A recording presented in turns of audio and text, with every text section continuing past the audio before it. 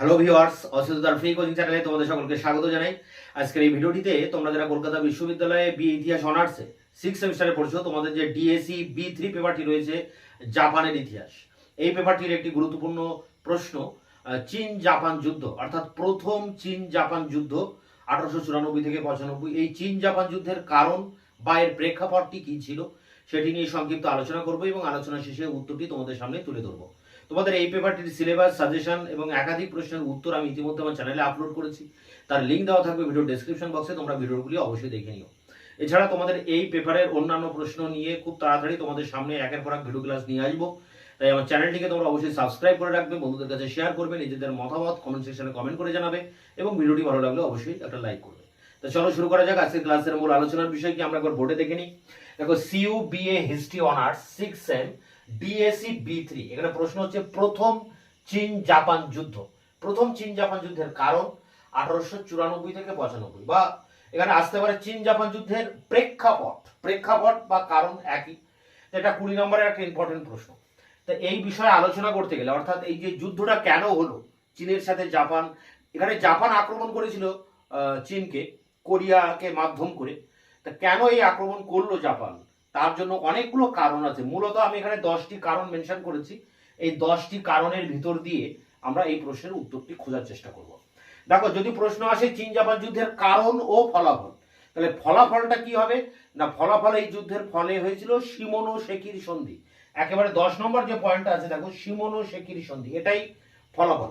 এছাড়া শিমোনোসেকির সন্ধিটাও তোমাদের একটা টিকা প্রশ্ন হিসেবে ইম্পর্টেন্ট রয়েছে, তার উপরেও আমি ভিডিও ক্লাস দিয়েছি, তার লিঙ্ক দেওয়া থাকবে ভিডিও ডেসক্রিপশন বক্সে, তোমরা পারলে ভিডিওটি দেখে নিও।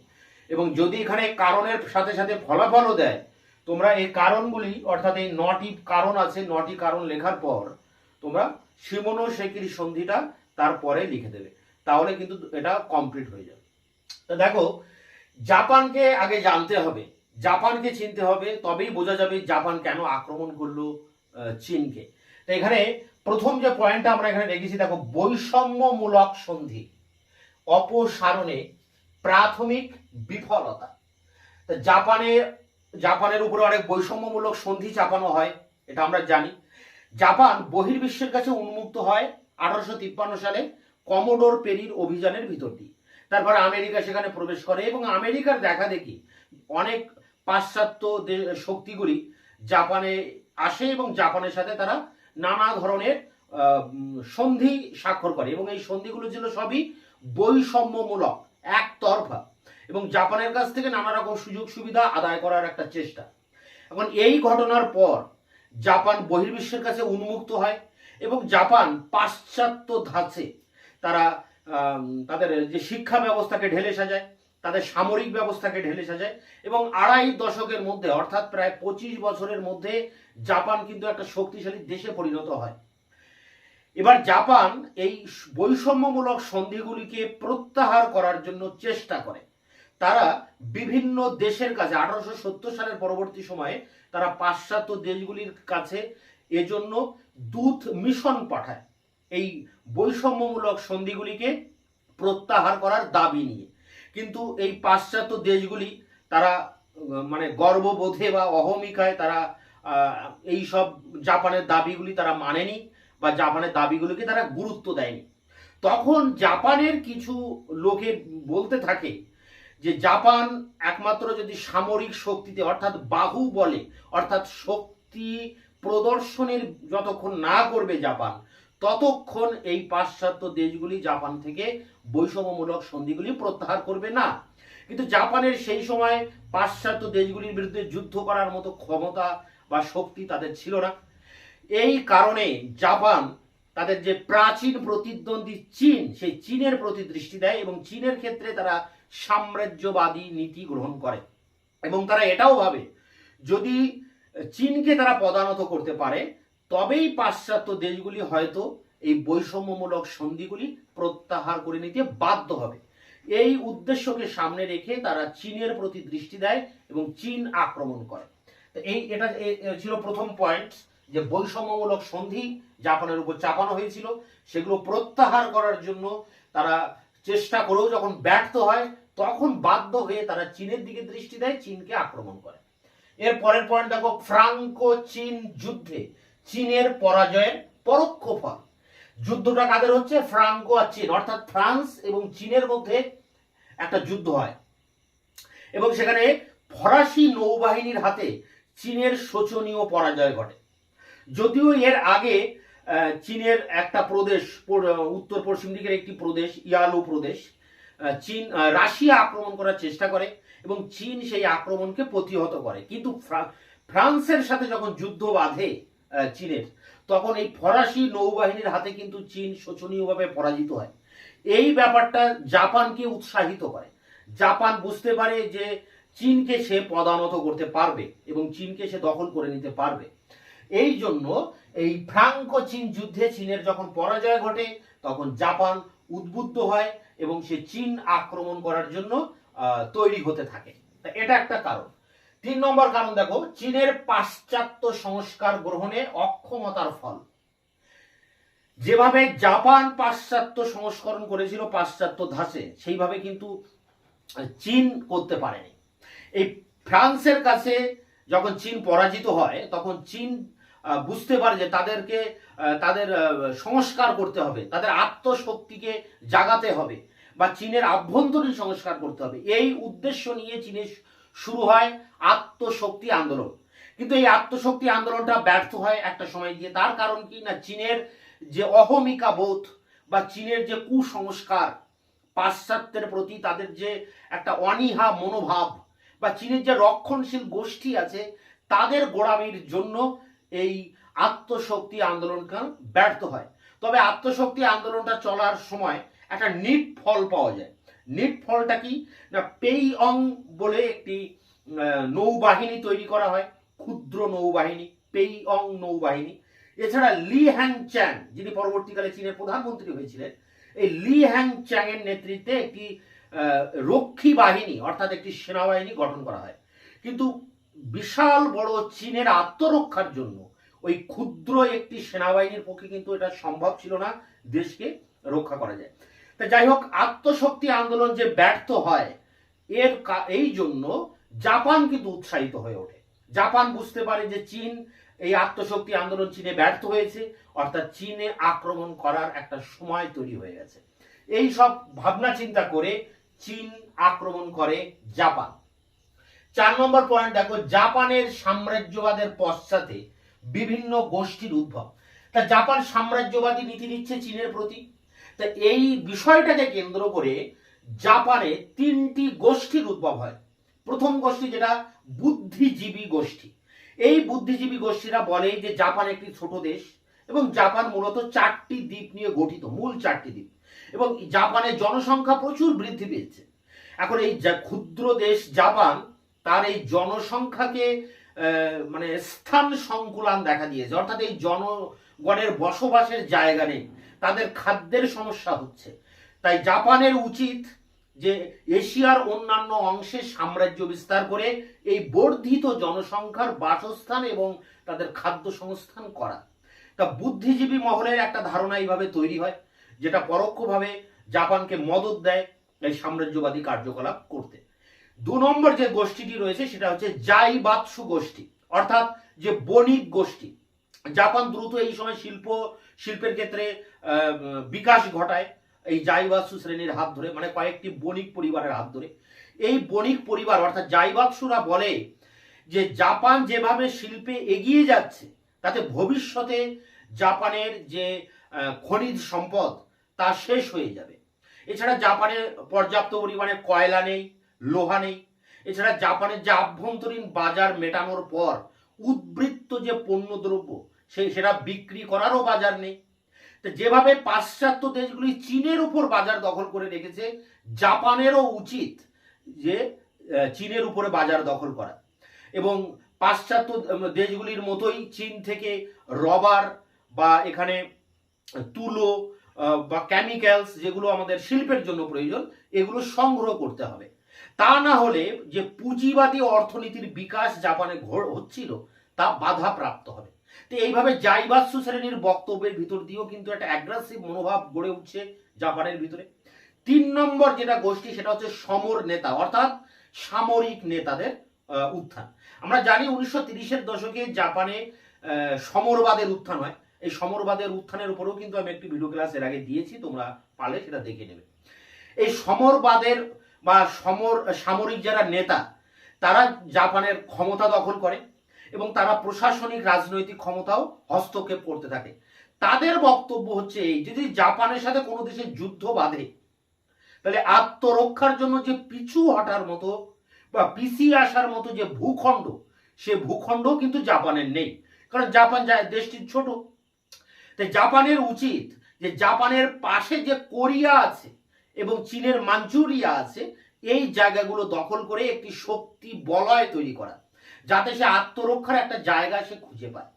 এছাড়া জাপানের একেবারে পাশে রয়েছে কিন্তু কোরিয়া। কোরিয়া আর জাপান এই দুটির মাঝে কিন্তু একেবারে সামান্য গ্যাপ। তা কোনো একটি পাশ্চাত্য দেশ যদি কোরিয়া দখল করে নেয়, কোরিয়ার প্রতি এমনিতেই রাশিয়ার একটা লোলুপ দৃষ্টি আছে। চীনে যেভাবে পাশ্চাত্য শক্তিগুলো এসে ঘাঁটি গেড়েছে এবং রাশিয়া যেভাবে কোরিয়ার দিকে অগ্রসর হচ্ছে, তাতে কোরিয়া দখল করা মানেই হচ্ছে জাপানের দিকে কিন্তু যখন তখন জাপানের উপরে ঝাঁপিয়ে পড়া। কারণ জাপানের উপকূল, সমুদ্র উপকূল থেকে কোরিয়া সামান্য কিছু দূরে অবস্থিত। মানে কোরিয়া ছিল অনেকটা জাপানের বুকের বা হৃৎপিণ্ডের প্রতি নির্দেশিত একটা ছুরিকা বিশেষ। তাই জাপানের উচিত এই অন্যান্য দেশ যাতে কোরিয়া দখল করে নিতে না পারে, তার আগে জাপানের উচিত কোরিয়াকে দখল করে নেওয়া। তার মানেই সাম্রাজ্যবাদী কার্যকলাপকে এগিয়ে নিয়ে যাওয়া। তো এইভাবে সামরিক নেতাদের এইসব কার্যকলাপ, তাদের এইসব বক্তব্য জাপানকে উদ্বুদ্ধ করে নতুনভাবে সাম্রাজ্যবাদকে এগিয়ে নিয়ে যাওয়ার জন্য, এবং শেষ পর্যন্ত জাপান চীন আক্রমণ করে। এই যে তিনটি গোষ্ঠী, বুদ্ধিজীবী, জাইবাৎসু এবং সামরিক নেতা, এদের মিলিত প্রচেষ্টার ভিতর দিয়ে জাপান কিন্তু চীন আক্রমণ করে। 5-এ দেখো কি পয়েন্ট আছে, লুচুং দ্বীপপুঞ্জ অধিকার। লুচুং দ্বীপপুঞ্জ, জাপান চীনের কাছে দাবি করে যে পাশ্চাত্য দেশগুলি যেসব সুযোগ সুবিধা অধিকার করেছে চীনে, জাপানকেও সেই একই অধিকার দিতে হবে, চীনের কাছে দাবি করে। এবং চীন বুঝতে মানে জাপান তার সাম্রাজ্য বিস্তার করার জন্য, এশিয়ার রাজনীতিতে প্রভাব বিস্তার করার জন্য সে চীনের কাছে এইসব দাবিগুলো করেছিল, যে পাশ্চাত্য শক্তিগুলো যেমন England, France, Russia, Germany, America চীনের উপর যেসব সন্ধি চাপিয়েছে বা চীনের সাথে যেসব চুক্তি করেছে, ঠিক একই সমমর্যাদায় জাপানের সাথেও চীনকে সন্ধি করতে হবে। তাই যাই হোক, জাপানের এই দাবি চীন মানেনি, চীন অগ্রাহ্য করে। তখন জাপান চীনের একটি দ্বীপপুঞ্জ, যার নাম লুচুং দ্বীপ, সেই দ্বীপটিকে কিন্তু অধিকার করে নেয় এবং শাখালিন দ্বীপের বদলে রাশিয়ার কাছ থেকে কিওলন বলে আরেকটি জায়গা জাপান অধিকার করে নেয়। তো এইভাবে জাপানের কিন্তু একটু একটু করে চীনের দিকে এগোচ্ছে। এইসব ঘটনার ভিতর দিয়ে সে চীন আক্রমণ করছে। 6 নম্বর পয়েন্ট দেখো, কোরিয়ায় চীনের সমমর্যাদার দাবি। তা কোরিয়া, জাপান, চীন আর মাঝে রয়েছে কোরিয়া। এখন কোরিয়াটা বহুদিন ধরে চীনের একটি করদ রাজ্য ছিল, অর্থাৎ অধিরাজ্য, সামন্ত রাজ্য। তবে দুর্বল ছিল চীন, এই কারণে কোরিয়ার কাছ থেকে সে শুধু ওই নজরানা নিয়েই কিন্তু সে ক্ষান্ত থাকতো। আর কোরিয়ার যে রাজ সিংহাসন, সেই সিংহাসনে চীনের একজন অনুগত রাজাকে বসানো হয়েছিল। এখন জাপান দাবি করছে যে কোরিয়াতে চীন যেভাবে তার যে অধিরাজত্বের যে দাবি, সেই একই দাবি জাপানকেও দিতে হবে। এইভাবে সে কোরিয়ার উপরে হস্তক্ষেপ করতে চায়।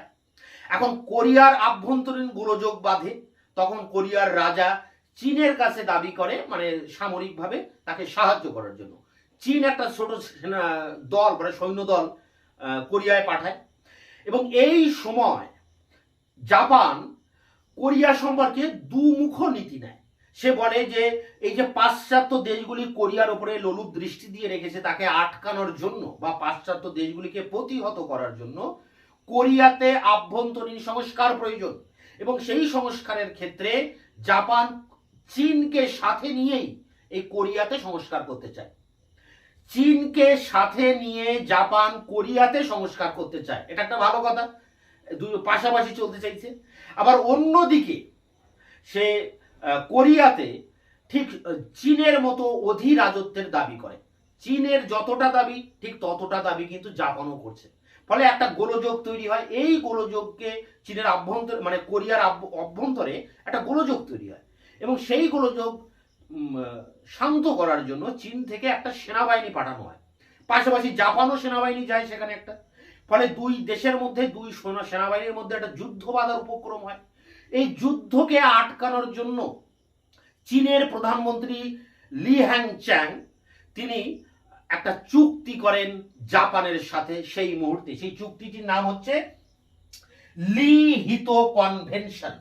এই লিহিত কনভেনশন মানে একটা সন্ধি। এই সন্ধিতে ঠিক হয়, চীন এবং জাপানের মধ্যে ঠিক হয় যে কোরিয়ার ব্যাপারে দুটি দেশ একসাথে মানে তারা সিদ্ধান্ত নেবে এবং কোনো একটি দেশ অন্য আরেকটি দেশের অনুমতি ছাড়া, মানে জাপান চীনের অনুমতি ছাড়া বা চীন জাপানের অনুমতি ছাড়া কোরিয়াতে কখনোই সেনাবাহিনী পাঠাবে না।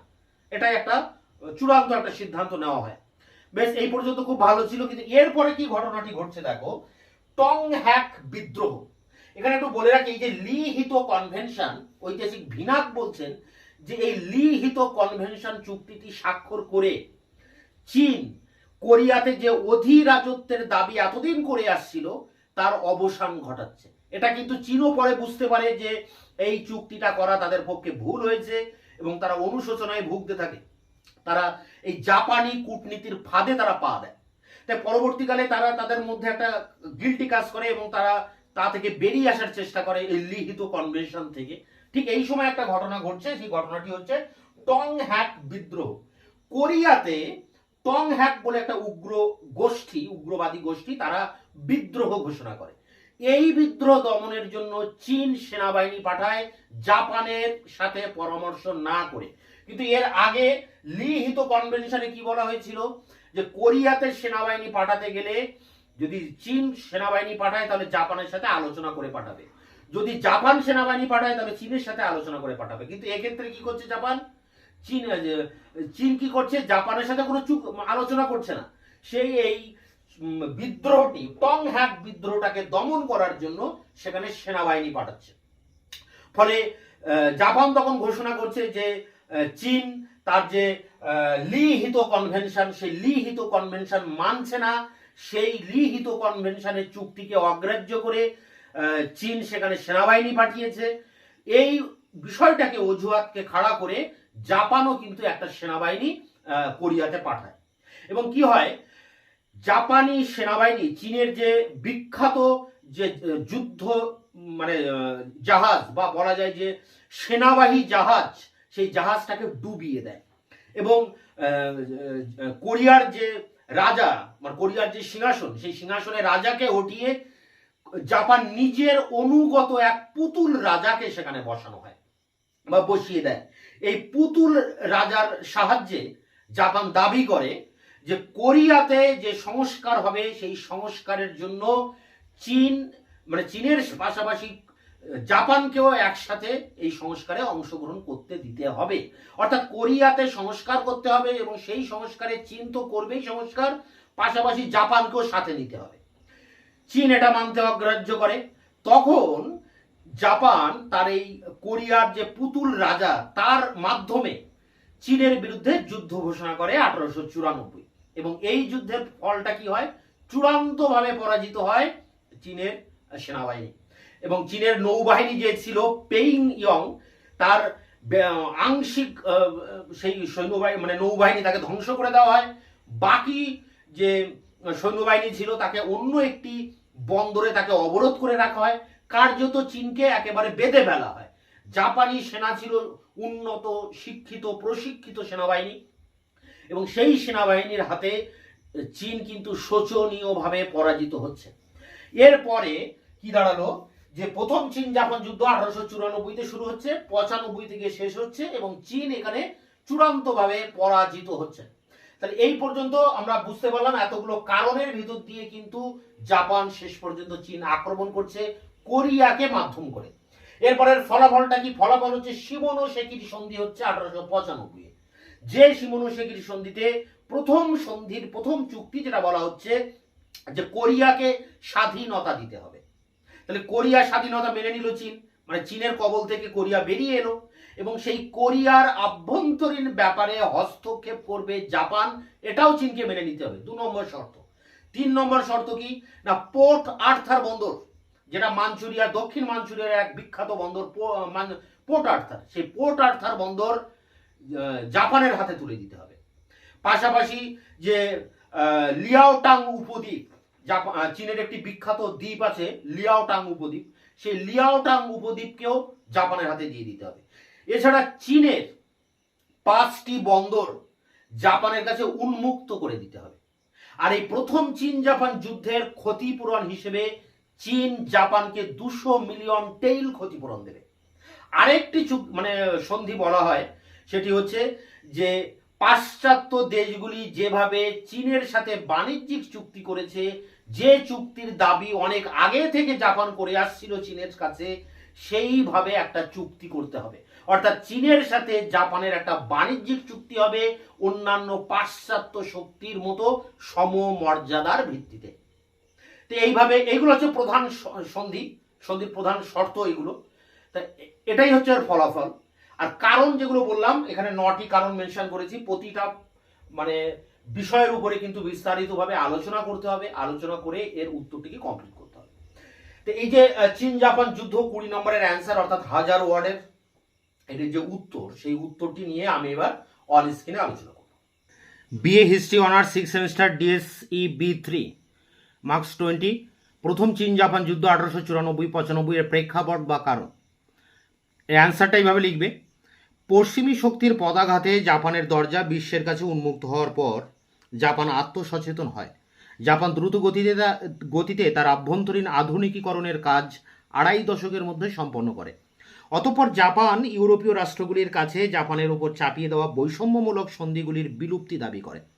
1871 খ্রিস্টাব্দে জাপান থেকে বিভিন্ন রাষ্ট্রের কাছে এজন্য দূত মিশন পাঠানো হয়, কিন্তু গর্বিত সাম্রাজ্যবাদী শক্তিগুলি জাপানের প্রস্তাবে কান দেয়নি। কিছু কিছু জাপানি নেতা এজন্য বলতে থাকেন যে জাপানের বাহুবল প্রদর্শন না করলে পশ্চিমী শক্তিগুলো বৈষম্যমূলক সন্ধি প্রত্যাহারে বাধ্য করা যাবে না। এজন্য পশ্চিমী শক্তিগুলির বিরুদ্ধে অস্ত্র ধারণ করার মতো সাহস তখনও পর্যন্ত জাপান অর্জন করতে পারেনি। কাজেই জাপানের প্রাচীন প্রতিদ্বন্দ্বী চীনের বিরুদ্ধে জাপান সাম্রাজ্যবাদী নীতি নেয়। চীনের বিরুদ্ধে জাপান সফল হলে তার শক্তি আস্ফালনে পশ্চিমী রাষ্ট্রগুলি বৈষম্যমূলক সন্ধি প্রত্যাহারে বাধ্য হবে বলে ভাবা হয়। পরের প্যারা দেখো, পশ্চিমী শক্তিগুলির আগ্রাসনের সম্মুখে চীন সরকারের অসহায়তা জাপানের আত্মবিশ্বাস বাড়ায়। চীনের উত্তর পশ্চিমে রাশিয়া ইলি প্রদেশ দখলের চেষ্টা করায় চীন সাফল্যের সঙ্গে তা প্রতিহত করলেও 1884 খ্রিস্টাব্দে ফ্রাঙ্কো চীন যুদ্ধে ফরাসি নৌবহরের হাতে চীনের শোচনীয় পরাজয় জাপানের মনোবল বাড়ায়। জাপান বিশ্বাস করতে থাকে যে জাপানের আগ্রাসনের বিরুদ্ধে তার প্রাচীন প্রতিদ্বন্দ্বী চীন আত্মরক্ষায় অক্ষম হবে। পরের প্যারা দেখো, যদিও ফ্রাঙ্কো চীন যুদ্ধে পরাজয়ের পর চীনে জাতীয়তাবাদী শক্তি প্রবল হয় এবং চীনের আত্মশক্তি গঠনে আন্দোলন প্রবল হয়, কিন্তু চীনের প্রাচীন রক্ষণশীলতা, জাতীয় অহমিকাবোধ এত তীব্র ছিল যে চীন পাশ্চাত্য সংস্কারকে আত্মস্থ করতে অক্ষম হয়। এই আত্মশক্তি গঠন আন্দোলনের একমাত্র নিট ফল ছিল যে চীন একটি ক্ষুদ্র নৌবহর বা পেইয়াং নৌবাহিনী গঠনে সক্ষম হয় এবং লি হ্যাংচাংয়ের উদ্যোগে একটি নব আদর্শ সেনাদল নিউ মডেল আর্মি গঠিত হয়। কিন্তু বিশাল চীনের আত্মরক্ষার প্রয়োজনের তুলনায় তা ছিল অকিঞ্চিতকর। চীনের আত্মশক্তির সংগঠন প্রচেষ্টার ব্যর্থতা জাপানের আত্মবিশ্বাস আরও বাড়িয়ে দেয়। প্যারা করে, নবোদিত জাপানে একটি উগ্র জাতীয়তাবাদী গোষ্ঠীর উদ্ভব হয়। এদের মধ্যে ছিল বেশ কিছু বুদ্ধিজীবী, শিল্পপতি, জাইবাৎসু এবং সমর বিভাগের লোক। জাপানের এই জাতীয়তাবাদীদের বক্তব্য ছিল যে জাপানের দ্বীপগুলিতে জাপানের লোকসংখ্যার সংকুলান হচ্ছে না। এশিয়ার মূল ভূখণ্ডে বিস্তার লাভ করে জাপানকে তার জীবন ধারণের স্থান বা লিভিং স্পেস জোগাড় করতেই হবে, নতুবা জাপানের মূল 4টি দ্বীপ ও সংশ্লিষ্ট দ্বীপগুলিতে জাপানের জনবসতি, খাদ্য সমস্যা প্রভৃতির সংস্থান হবে না। 2, জাপানের জাইবাৎসু গোষ্ঠীর শিল্পপতিরা বলেন যে জাপানের যে হারে শিল্প বিস্তার হচ্ছে তাতে অদূর ভবিষ্যতে জাপানের খনিজ সম্পদ ও কাঁচামালের সরবরাহের অভাব দেখা দেবে। জাপানের নিজস্ব ভূমিতে লোহা কয়লার মজুদ কম, তা শীঘ্রই ফুরিয়ে যাবে। শিল্পের জন্য দরকারি কাঁচামাল তুলো, চামড়া, রবার, রাসায়নিক দ্রব্যের সরবরাহ প্রয়োজনের তুলনায় কম। জাপানের শিল্প কলকারখানার উদ্বৃত্ত মাল বিক্রির একচেটিয়া বাজারও নেই। জাপানের প্রয়োজন মিটে গেলে উদ্বৃত্ত শিল্পদ্রব্যের বিক্রির বাজার না পেলে জাপানের পুঁজিবাদী শিল্পের বিকাশ হবে না। যদিও ইউরোপীয় জাতিগুলি চীনে বাজার দখল করে, তবে প্রতিবেশী জাপানেরও তাই করা দরকার। পরের প্যারা দেখো, 3 নম্বরে কি বলা হচ্ছে, জাপানের সমর নেতারা রণনীতি ও জাপানের ভৌগোলিক অবস্থানের পটভূমিতে বলেন যে জাপানের আত্মরক্ষার জন্য শুধু আধুনিক অস্ত্রসজ্জিত সেনাদল ও নৌবহর যথেষ্ট নয়। জাপান এত ছোট দেশ যে আক্রান্ত হলে নিজের জমিতে দাঁড়িয়ে দরকার মতো পিছু হটে লড়াই করার জায়গা নেই। জাপানের আত্মরক্ষার সামরিক বলয় কোরিয়া মাঞ্চুরিয়া অঞ্চল নিয়ে গঠন করা দরকার। যেহেতু এই অঞ্চলগুলি ছিল চীনের দখলে, সেহেতু জাপানি সমর নেতারা দাবি করেন যে জাপানের আত্মরক্ষার বহির্বলয় হিসেবে কোরিয়াকে জাপানের প্রত্যক্ষ বা পরোক্ষ নিয়ন্ত্রণে আনা প্রয়োজন। জাপানের নৌ সেনাপতিরা বলেন যে কোরিয়া উপকূল থেকে জাপানের উপকূলের দূরত্ব এত কম যে যে কোনো ইউরোপীয় নৌশক্তি কোরিয়া দখল করলে এক লাফে জাপানে এসে পড়বে। জাপান তার উপকূল রক্ষার সময় পাবে না। তাদের মতে ভৌগোলিকভাবে কোরিয়া ছিল জাপানের হৃৎপিণ্ডের প্রতি লক্ষ্য করে উদ্যত ছুরিকা বিশেষ। চীনে যে হারে ইউরোপীয় শক্তির অনুপ্রবেশ ঘটছে এবং কোরিয়ার দিকে রাশিয়ার দৃষ্টি যেভাবে পড়েছে, তাতে জাপানকে অবিলম্বে কোরিয়াকে নিজ নিয়ন্ত্রণে আনা দরকার। এইভাবে জাপানের জাতীয়তাবাদী সাম্রাজ্যবাদী ও সামরিক গোষ্ঠী চীনের তৎকালীন সামন্তরাজ্য কোরিয়া দখলের আওয়াজ তোলে। প্যারা করে, এশিয়ার মূল ভূখণ্ডে অনুপ্রবেশের জন্য কূটনৈতিক বর্ষাফলক হিসেবে জাপান চীনের কাছে দাবি জানায় যে ইউরোপের অন্যান্য শক্তিকে চীন যে সকল অধিকার দিয়েছে জাপানকেও সমান অধিকার দিতে হবে। চীন সরকার জাপানের এই দাবি নস্যাৎ করায় 1874 খ্রিস্টাব্দে জাপান চীনের লুচু উপদ্বীপ দখল বা অধিকার করে। রাশিয়ার কাছ থেকে শাখালিন দ্বীপপুঞ্জের বিনিময়ে কিউরাইল অধিকার করে। প্যারা করে দেখো, অতঃপর জাপান কোরিয়া উপদ্বীপের দিকে নজর দেয়। কোরিয়া দেশটির উপর দীর্ঘকাল চীনের অধিরাজত্ব দাবি করত, কিন্তু চীন ট্রিবিউট সিস্টেম বা সামন্ত আনুগত্যের প্রতীক স্বরূপ কোরিয়ার কাছ থেকে নজরানা বা ট্রিবিউট পেয়েই সন্তুষ্ট থাকত। এর বেশি কিছু ব্যবস্থা গ্রহণের ক্ষমতা চীনের ছিল না। চীন তার অভ্যন্তরীণ সংকট নিয়েই ব্যস্ত ছিল। কোরিয়ার রাজা ছিলেন চীনের অধীনে এক সামন্ত রাজা। কোরিয়া ছিল এক দুর্বল পিছিয়ে পড়া দেশ। সুযোগ বুঝে ইউরোপীয় জাতিগুলি, বিশেষত রাশিয়া, কোরিয়ার প্রতি লোভ দৃষ্টি দেয়। এই সময় কোরিয়ার শাসক শ্রেণীর মধ্যে দুটি গোষ্ঠী দেখা দেয়। পাশ্চাত্যপন্থী জাপানি সংস্কারক ফুকুজাওয়া ইউকিচির প্রভাবে কোরিয়ার জাতীয়তাবাদী কিম ওক কুন প্রমুখ দাবি করেন যে কোরিয়াতে জাপানের সহযোগিতায় পাশ্চাত্য সংস্কার প্রবর্তন করা দরকার। অপরদিকে প্রতিদ্বন্দ্বী মিন গোষ্ঠী চীনের প্রতি আনুগত্য প্রদর্শন এবং কোরিয়াকে বহির্জগৎ থেকে বিচ্ছিন্ন রাখার দাবি করে। জনৈক কোরীয় চীনপন্থী উগ্র মস্তিষ্ক ব্যক্তি সংস্কারপন্থী ও জাপানবাদী কিম ও কুনকে হত্যা করলে জাপানে তীব্র ক্ষোভ ও বিরক্তি দেখা দেয়। পরের প্যারা, জাপান অতঃপর কোরিয়া সম্পর্কে এক দুমুখ নীতি অনুসরণ করে।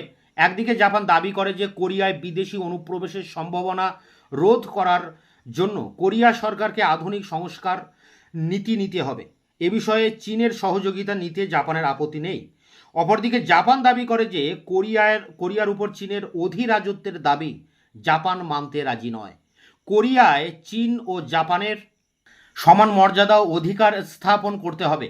কোরিয়ার রাজা অভ্যন্তরীণ গোলমাল দমনের জন্য চীনের সাহায্য চাইলে চীন একটি ক্ষুদ্র সেনাদল কোরিয়ায় পাঠায়। সঙ্গে সঙ্গে জাপানও এক সেনাদল কোরিয়াতে নামিয়ে দিয়ে চীনের সঙ্গে তার সমান অধিকার দাবি করে। প্যারা করে, চীনের প্রধানমন্ত্রী লি হাংচাং জাপানের সঙ্গে যুদ্ধের সম্ভাবনা এড়াবার জন্য 1885 খ্রিস্টাব্দে জাপানের সঙ্গে লি হিটো কনভেনশন নামে এক চুক্তি স্বাক্ষর করেন। এই চুক্তি দ্বারা স্থির হয় যে উভয় শক্তির কেহ অপরের সম্মতি ছাড়া কোরিয়াতে সেনাদল পাঠাবে না। কোরিয়াতে সংস্কারের কাজ জোরদার করা হবে। কোরিয়াকে নিরপেক্ষ দেশ হিসেবে গণ্য করা হবে। লি হ্যাংচাং এই সন্ধি দ্বারা ঐতিহাসিক ভিনাকের মতে আইনত কোরিয়ার উপর চীনের অধিরাজত্বের দাবি ত্যাগ করেন। জাপানি কূটনীতির ফাঁদে তিনি পা দিয়ে ভুল করেন। প্যারা করে দেখো, ইতিমধ্যে টং হ্যাক নামে এক গোষ্ঠী কোরিয়ায় বিদ্রোহ ও গণ্ডগোল সৃষ্টি করে। চীনের শাসকরা লি হিটো চুক্তির পর নিজেদের ভুল বুঝতে পেরে অনুশোচনায় ছিলেন। এখন টং হ্যাক বিদ্রোহ দমনের অজুহাতে জাপানের সম্মতি ছাড়া চীন এক বিরাট সেনাদল কোরিয়াতে ঢুকিয়ে দিলে জাপান জানায় যে এর দ্বারা চীন লি হিটো সন্ধি ভেঙে ফেলল।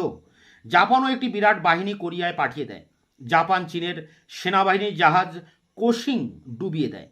জাপান দাবি জানায় যে চীন জাপানের যুক্ত তত্ত্বাবধানে কোরিয়ায় আধুনিক সংস্কার চালু করতে হবে। চীন এই প্রস্তাবে রাজি না হলে জাপান কোরিয়ার সিংহাসনে নিজের হাতের পুতুল বসিয়ে তার মাধ্যমে চীনের বিরুদ্ধে যুদ্ধ ঘোষণা করলে প্রথম চীন জাপান যুদ্ধ শুরু হয় 1894। পরের প্যারা দেখো, প্রথম চীন জাপান যুদ্ধে ইউরোপীয় রণকৌশলে শিক্ষিত জাপানি সেনা ও নৌবহর চীনকে সহজে পরাস্ত করে।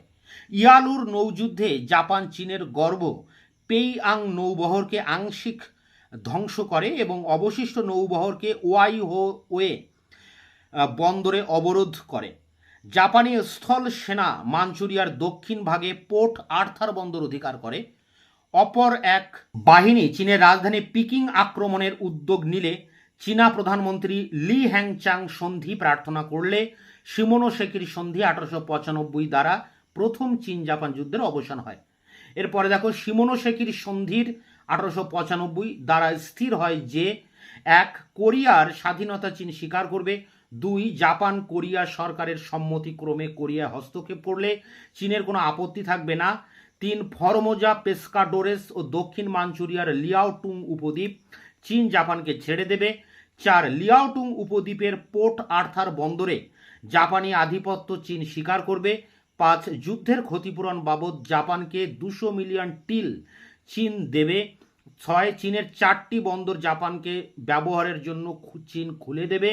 7. পশ্চিমী শক্তিগুলি চীনে যে ধরনের বাণিজ্যিক চুক্তি স্থাপন করেছে সমান শর্তে জাপানের সঙ্গে চীন বাণিজ্যিক চুক্তি স্বাক্ষর করবে। তো এই ছিল প্রথম চীন জাপান যুদ্ধের কারণের উপরে যে 20 নম্বরের কোশ্চেন অ্যান্সার। তোমরা এটাকে সংগ্রহ করে পরীক্ষার জন্য প্রস্তুতি নাও। এটি ইম্পর্ট্যান্ট একটি প্রশ্ন এবং তোমাদের এই পেপারে অন্যান্য প্রশ্ন নিয়ে পরবর্তীতে আমি ভিডিও ক্লাস নিয়ে আসবো তোমাদের সামনে। তোমরা অবশ্যই চ্যানেলকে সাবস্ক্রাইব করে রাখবে, বন্ধুদের কাছে শেয়ার করবে, নিজেদের মতামত কমেন্ট সেকশনে কমেন্ট করে জানাবে এবং ভিডিওটি ভালো লাগলে অবশ্যই একটা লাইক দেবে।